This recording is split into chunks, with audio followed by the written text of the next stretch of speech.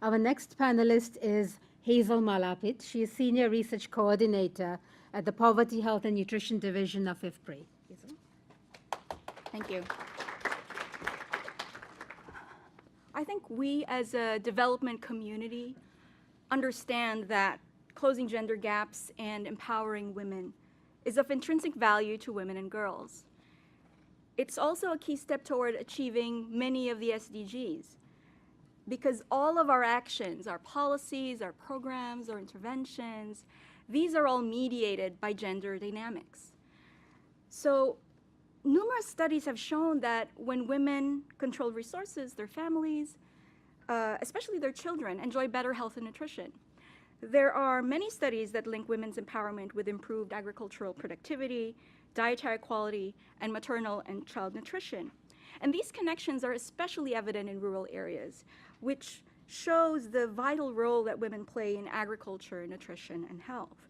However, we also know that women and girls face a burden of time-consuming responsibilities. They tend to control fewer resources and have less say in how household income is used.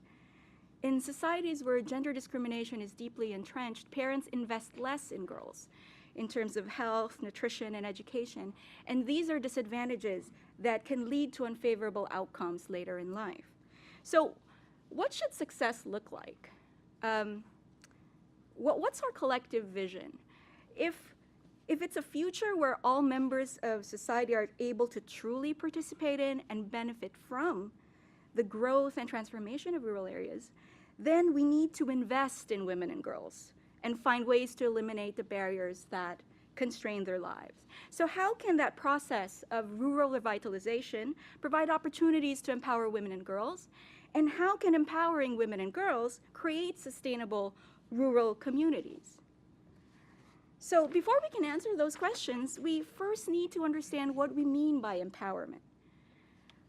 Empowerment is defined as a process by which people expand their ability to make choices, make strategic life choices, particularly in contexts in which this ability had been denied to them. So the ability to exercise choice encompasses three dimensions. Resources include not only access, but also future claims to material, human, and social resources.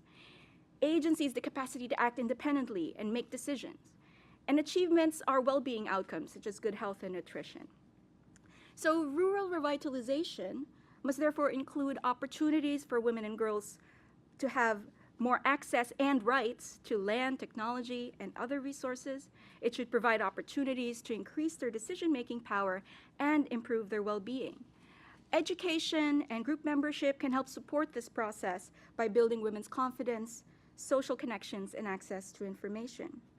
So one tool we can use to guide and implement and evaluate programs and policies is the Reach, Benefit, Empower framework. So a strategy focused on reaching women tracks progress in terms of participation, for example, measuring the proportion of women who receive training or join groups.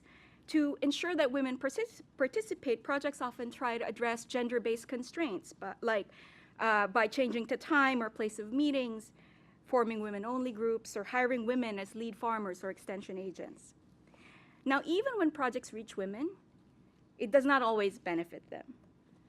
If a project strategy aims to benefit women and girls, then it needs to be designed and implemented such that the benefits accrue to women and girls. So general programs to revitalize rural areas like improved roads and electricity can benefit women and girls, but their needs and constraints must be directly addressed so that they benefit from these investments. So for example, providing clean domestic water supplies, clean fuel, latrines at home and in schools are particularly important. Now, if a project strategy aims to empower women and girls, then this must go beyond just reaching or benefiting them. It means strengthening their ability to make important decisions through improving their control over resources, making sure they participate in household and community decisions, and in expanding individual agency in domains that women themselves value. So to do this well, we also need to engage men and boys and the broader community. Women and girls don't live in a vacuum. They are embedded in their households and their communities.